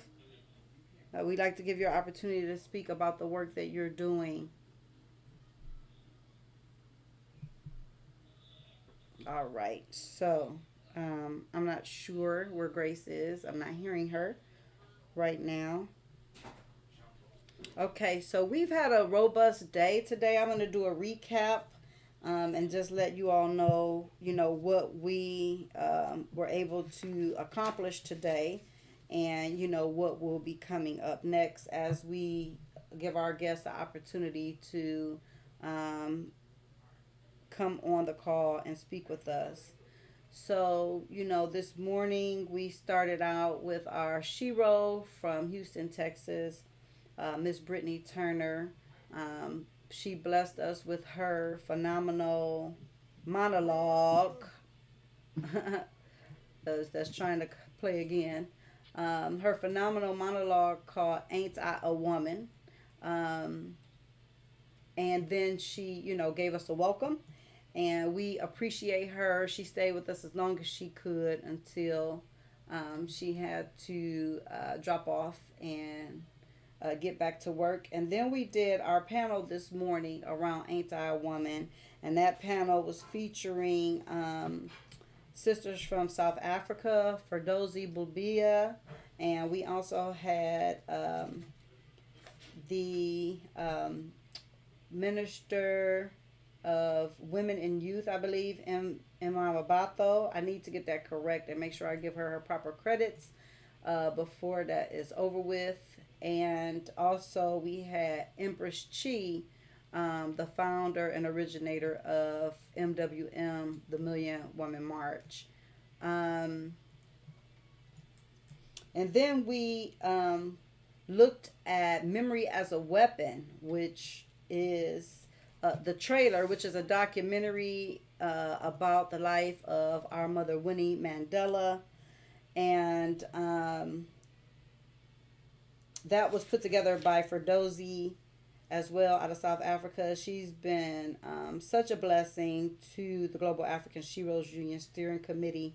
And we thank her for, coming on, going all the way heads first, and, helping us to execute today and just staying with us. And after that, we looked at a video of women going through in midlife crisis, and that is by a sister named Zippy, who's a film producer. And she told us, she's from Kenya, and she told us all about women in the industry down there in Kenya. And then we also had Kim Poole to chime in on that conversation, as she is a soul fusion teaching artist, and she talked about using art for social transformation. We had one more person on that panel. We were trying to get Auntie Hilda on the panel from Uganda. I'm not sure. I don't think she was able to join us. Then we had Odelia, and she talked to us about the importance of the Swahili language, and that we, adopt a language. And we looked at her Swahili for Adults video. We had our brother chiming in live from France, Brother Marcelin Debo, and he talked to us about the importance of supporting our brothers, supporting our global African women. And that is very, very, very important, that we get back to us being unified and walking hand in hand, having each other's back, front, and center, as it pertains to walking together with our brothers. So we thank him. And then we did our forum, of course, on African women in beauty and business. And that panel featured the sister Kim Poole, as well as, Lord, my memory is going bad. We had two other sisters that just joined us, and forgive me because I'm trying to recap my notes and I didn't write everyone there. Oh, we had Mariam, yes, from the Netherlands. Of course, we had Mariam from the Netherlands talking about the work that she's doing, and we also had Rose, and we had Catherine. Rose hailing from Namibia, and Catherine originally from Nigeria but residing in the U.S. right now. So we've had a full panel today of global African sheroes from around the world. We want to give a shout out to the Drame Institute for, conceiving Global African Women's Day, and as we honor and respect it. So upcoming next, we have our sister Bonsu Gifty. I think she's on the line with us. Let me check.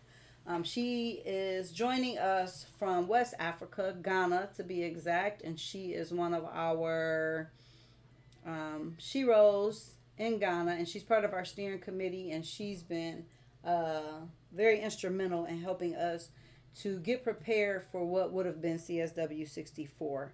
Also, we have Grace back. Grace is also back, and so we will greet both of them.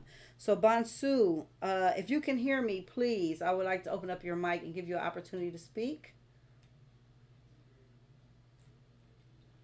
Grace, are you? I'm sorry, Bansu, are you able to hear me?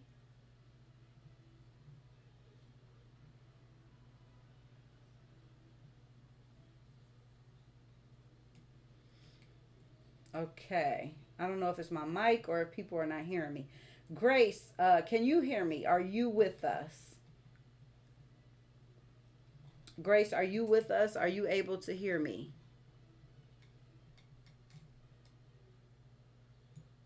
Grace? Okay. I'm not hearing Grace. I'm not hearing Bansu. Oh, I actually see Grace. Okay, I see you, Grace, but you're on mute. You have to take your phone off of mute, Grace, please. If you can hear me, you need to take your phone off of mute. I can see you and you're on the screen streaming with us live, but I cannot hear you because it shows that you're still on mute.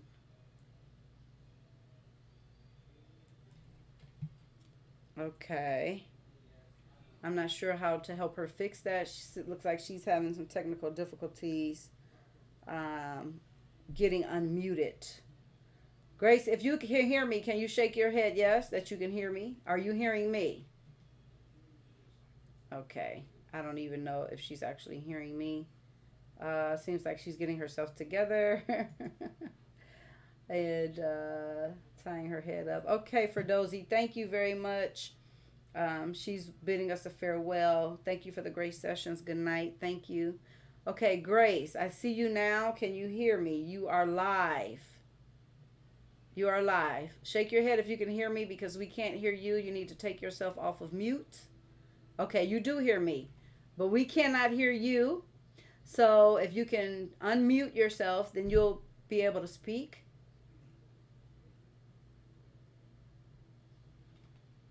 Okay, I'm gonna assume her connectivity is bad because it looks to me like she's frozen up now on the screen. Probably trying to unmute herself. Okay, wait a minute. Wait a minute. We might have something. It looks like she's unmuted, but I don't see her anymore. Grace.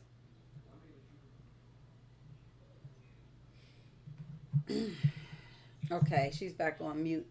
All right. Let's see. Back to the Future. What is that? Okay, I'm gonna try to put up another clip while we get our speakers in queue. Yep, I'm gonna have to do that. So let me see if I can queue up one of the clips so that we can keep this moving.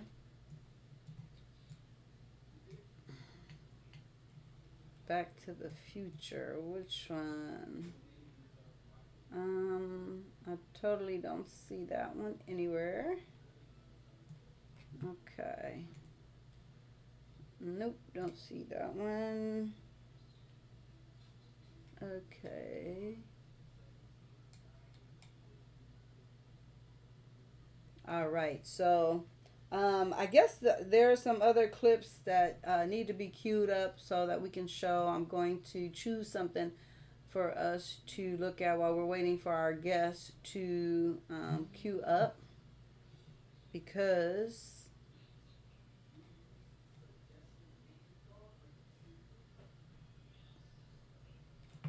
here I'm gonna play a commercial.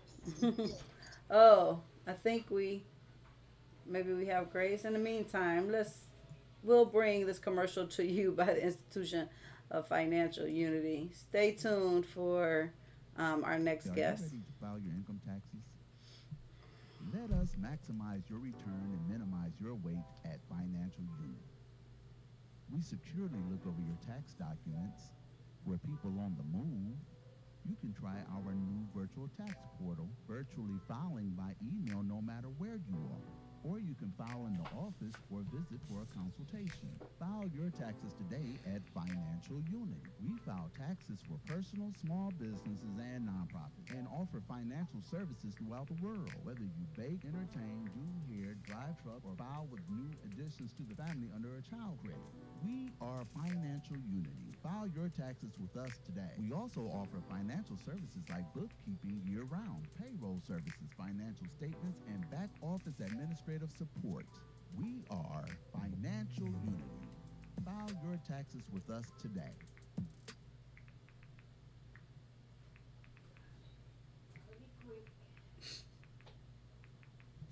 All right. That was our Financial Unity commercial. Yes, we do have services here at Financial Unity. We are in the middle of tax season, and you might not be able to go outside, but you still have to file your taxes. And so, hit us up in our inbox if you're interested in any kind of tax services, bookkeeping, financial coaching, business coaching. We do, sorry, we do financial statements, and we just help you with your finances and to get your money right. And so that is our commercial break. And now we're going to get back into the Global African Women's Day agenda that we have going on here. Okay. So, yes, we do have this here. Let me play it. I'm pretty sure. Okay, yeah, these are our beautiful slides from today. We will be loading those to our social media. We ask that you share those. If you have them, please share them. Um, Beautiful visuals. You may not hear any audio, but please appreciate the video, the clips that we have from today commemorating Global African Women's Day. Yes. So, let me see if there's anyone else in queue. I think it's about time for us to start wrapping up our session here today. It's been a great day. It is beyond dinner time at this point, and around the globe, they're actually, 4, 5, 6, 7, 8 hours ahead of us. So it's in the middle of the night for some people. It's definitely time for some folks to go to sleep. And so I would like to get the remaining of our guests in, if we're able to do that. Otherwise, we're going to start wrapping this up. Okay, Grace, I see you in queue. You're live. Do you hear me? Yes, I can hear you, Anshila. Can you hear me? Wonderful. Yes. Thank you. Thank you, Grace. Okay. Welcome. Happy Global African Women's Day. And, welcome to our virtual summit. And it took a little bit for you to come on, but we're glad you're here. So please tell us about the work that you're doing and why, you are part of the SHEROES Sisterhood, and why it's important for us to come together as global African women on not just today, but every day. Well, thank you very much, Angela, and thank you. I'm so happy to finally be connected on here to make my point. Thank you very much, and look, happy Global Women's Day as well. Can you hear me?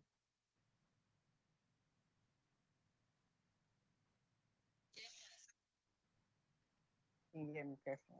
Okay. Well, oh,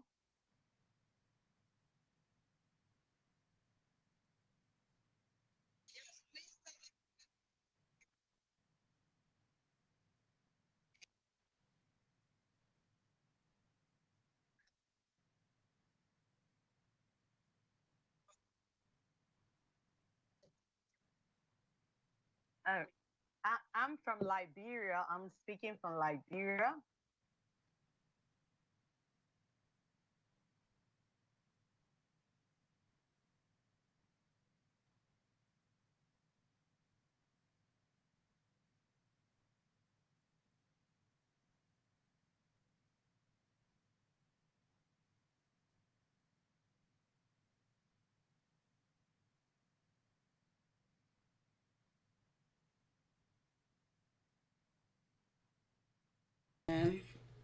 All right. It seems as if Grace is frozen, and so this is a challenge, and this is a real challenge that we have as global African women trying to communicate with each other, do business with each other, and just love on each other. The technology is great, particularly, in today's times, but sometimes it can be a challenge, especially when the connectivity is not as strong, in Liberia and some of the other countries that it is here. So, we kind of maybe take for granted a little bit us having great internet access all the time, and that's just simply not the case when you're on the continent. You have to be in a dedicated space to be able to be online. And so I think we lost her. She's dropped off now.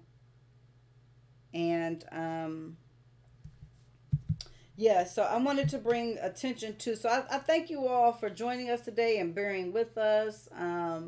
We pulled this together in short order because we were actually supposed to be in New York. And so our original plan was to be live with our people, and live with the women in New York City, bringing this information um, at the commission. And so it just goes to show that, sometimes you have to hustle and flow, ebb and flow, to make things work and, work around it. And so that's, what we're doing. And we've put this together real quick. And so we thank you all for bearing with us with the technicalities and technical issues. I've been challenged a bit myself today. When you're integrating four different systems to try to bring information to the people. I was asked to highlight the issues with the visas, and we did have an opportunity to talk about the issue around visas and, mothers coming to the country to have babies and what we thought about that. But, I believe the administration has put a ban on certain African countries, not only African countries, but other countries. And last year, when we were at the CSW 63, a lot of our women who applied for their visas, they were denied. And we did some advocacy here in the U.S., up in Washington, D.C., around the issue, with some other sisters from the New Future Foundation.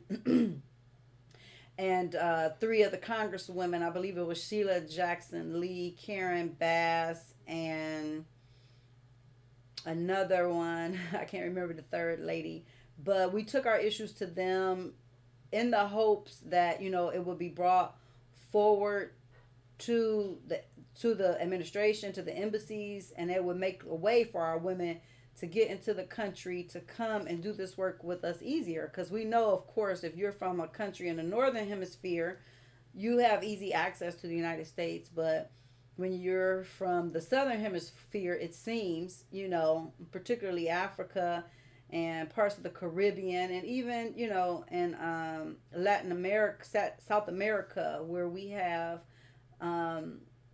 people and family of African descent, is difficult to get into the country.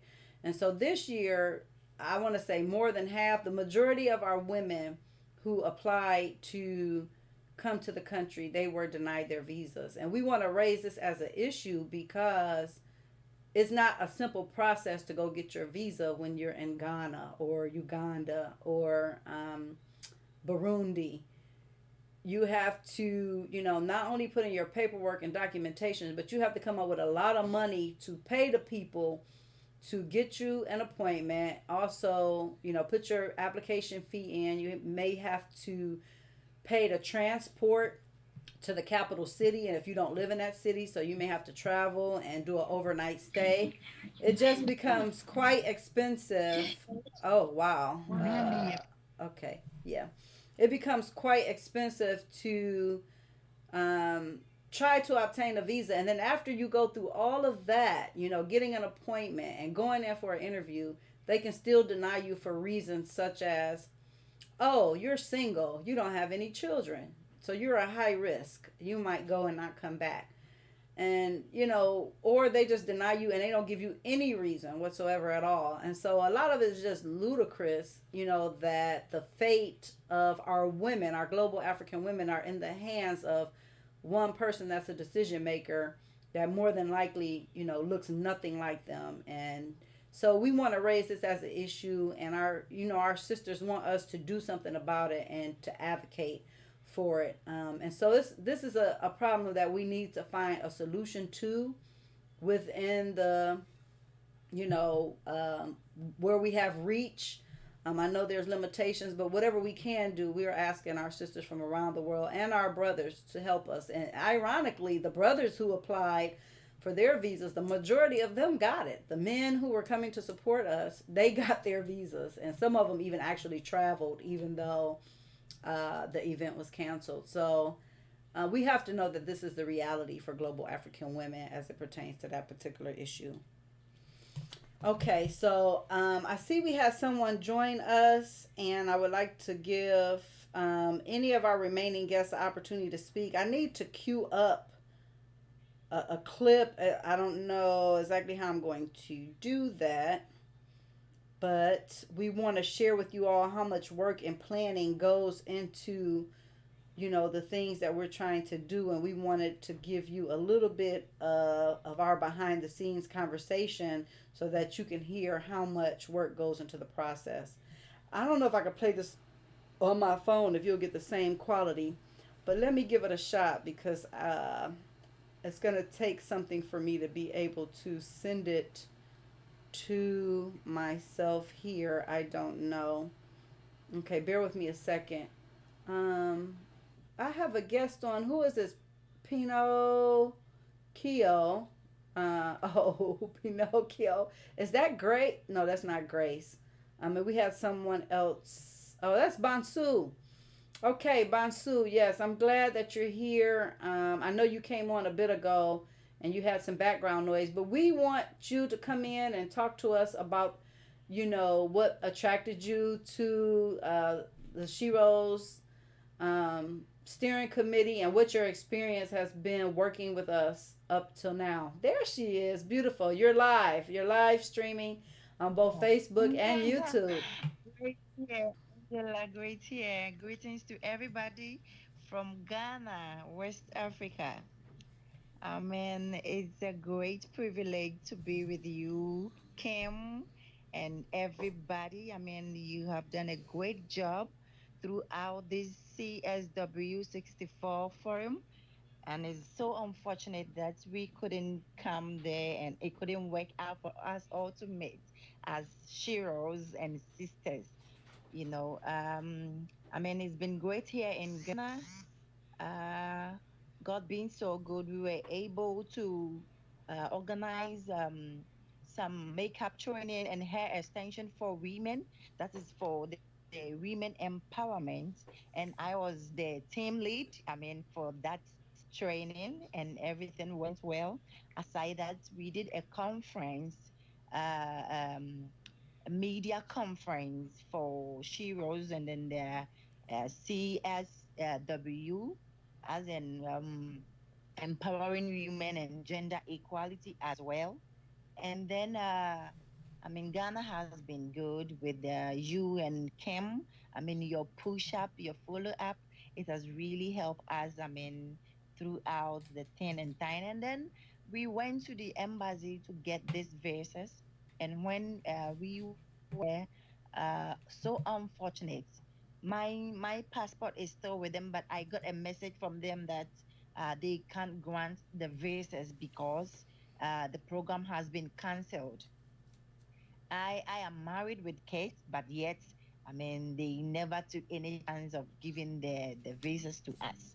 So that was the unfortunate thing that happened there. Aside that, I mean, Shiro's, our meetings, everything has been great, and then meeting a lot of women around the whole world has been a great thing for me and my other team members. Yes. Wonderful. And you've been definitely valuable to this process. What do you think we need to do in these times that we're living in as global African women, Bansu? I know that, we're dealing with the epidemic, but we've been dealing with epidemics already. Maybe not those that are viruses, but poverty is an epidemic. Uh, the lack of access to health care is an epidemic. Not having enough money to me is an epidemic. So, how do you feel that we can move forward as global African women in 2020 and beyond? Okay, I suggest that as sheroes or sisterhood, we all have to help each other, and then government is supposed to also help us as women. Anytime, we approach them, they should be able to grant us, or everything that we need. And aside that, any help as in funds that this global women is supposed to help us. We plead that even our vicinity in Ghana here, most women need help.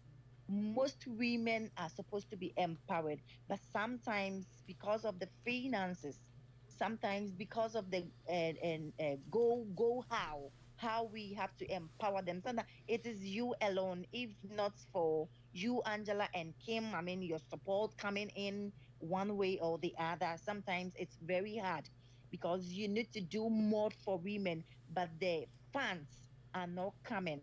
So we plead that the government will support us so that we can also push and help other women as well. Yes, wonderful. Well, I agree with you. We have to help each other. And I know that the government does have a responsibility to help us, particularly those of us who pay a lot of taxes. That's why we pay taxes, is because the government is supposed to help us. But the reality is that they don't really help us. and, Exactly, you exactly, know, and because we know that, exactly. we have to find another way. We just have to find another way, to help one another. What are some of the things that are happening in Ghana that you know about, with the women? And we got to commend the brothers because, they have been here to help and support. But we know by and large, it seems like they have a lot more privilege in certain systems than we do. But, I think that Ghana has made great strides with women in some respects. Can you talk about where Ghana may be leading in terms of women in positions and, just what's happening with the Ghanaian woman? Okay.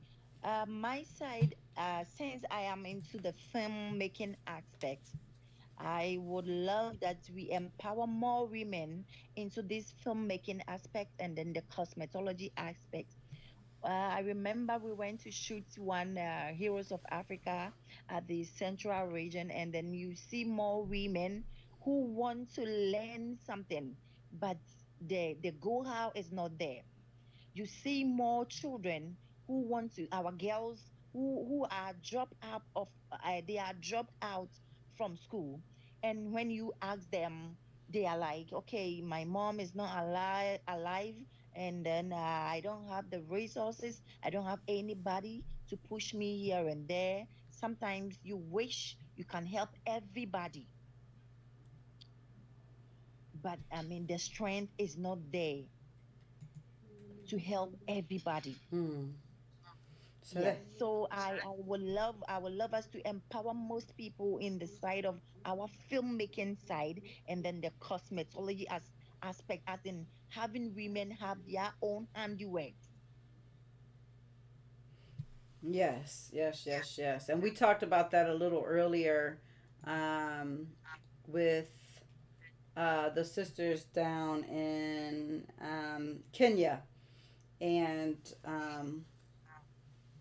I think Uganda as well. So, what the important thing about film and artist film is that we are able to tell our own story, and we Yeah. have we have to do that, and that's what we're doing today. We're telling our story, and we're making her story. which is our story today. So, Bonsu, is there any closing thoughts that you have today? I know that you're up in the middle of the night. It's probably around midnight there. Yeah, it's And almost 4 from here.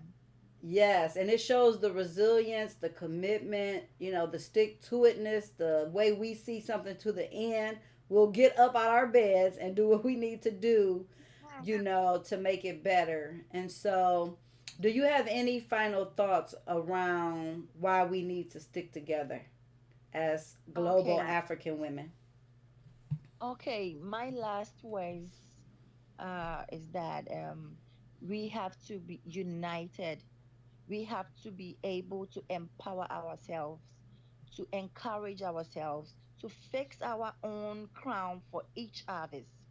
We need to believe in ourselves and we need to believe in our prayers and our God and know that whatever that we are doing will prosper one day. It is not easy, but let's keep on pushing and unite. That is what I have. I mean, long live Sheroes, long live Global African. I mean, yeah. Yes, long God live bless you. Cheryl. Midasi, I'm glad Midasi. you came. God bless you so much.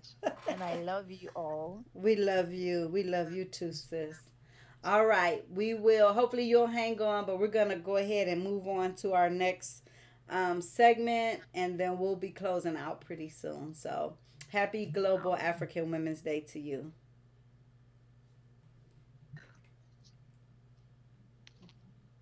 All right. Okay. So, next, family, we are going to, that was Bantu Gifty out of Ghana. We're going to try to plug into the behind the scenes. Um, Let me see if I can figure this out here. I have a link and I'm not sure if let me see.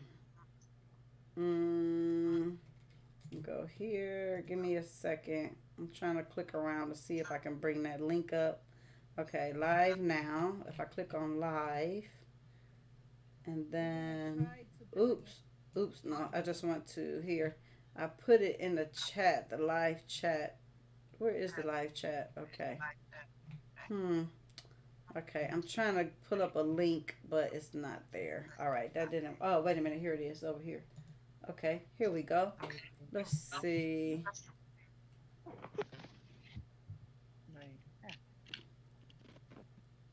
Oh, okay. So I'm gonna play this, and I think we will be wrapping it up for today. And we thank you all for joining us. So check out some of these behind the scenes um, that we have to share with you, family.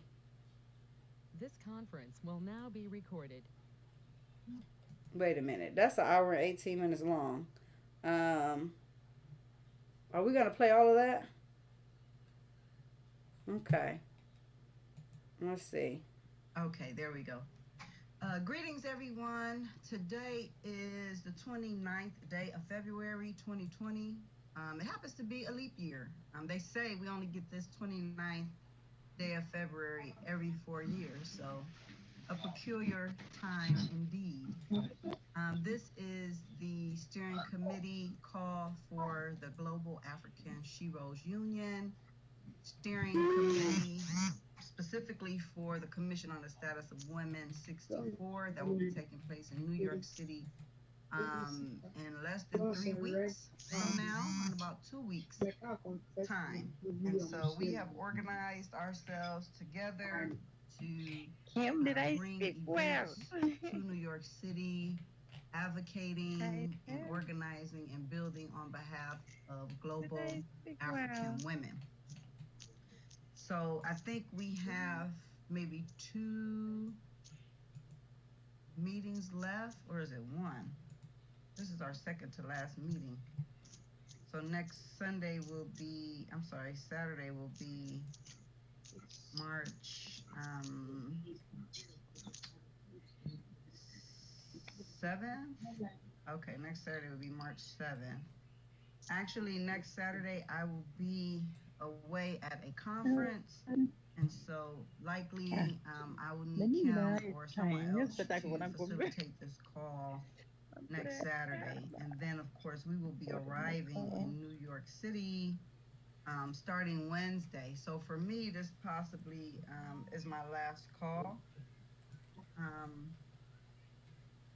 Facilitating the call due to the schedule. So I guess we'll be actually seeing you soon on the ground.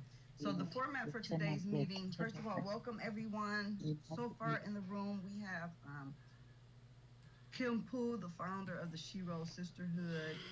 We have Bansu Serwa Gifty with us. We also have McLord Ice, and we have Nakazi Ada joining us. I think this might be the first time I've seen, Nakazi on the call. So welcome. I mean, we're expecting some others to join as well.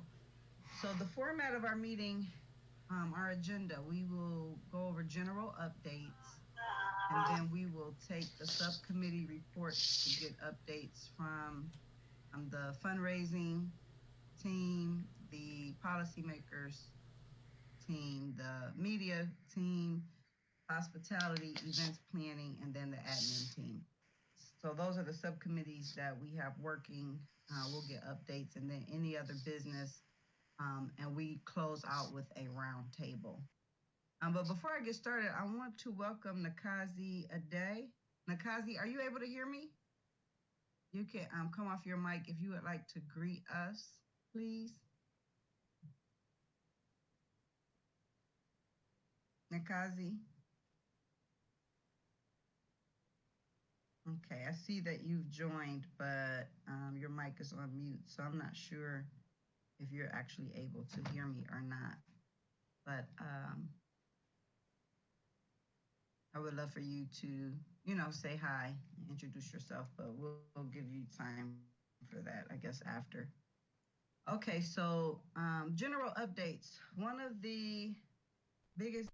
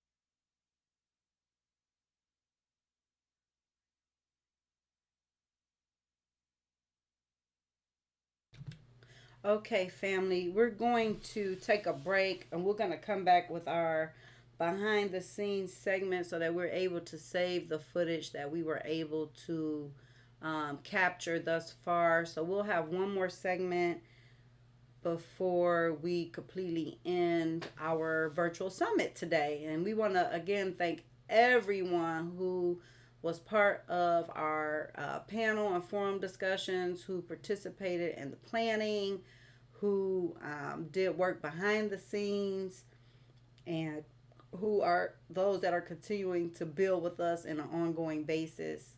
And we are, inviting anyone that is concerned about global African women and our issues to work with us and build with us as we work um, towards our own, independence and empowerment.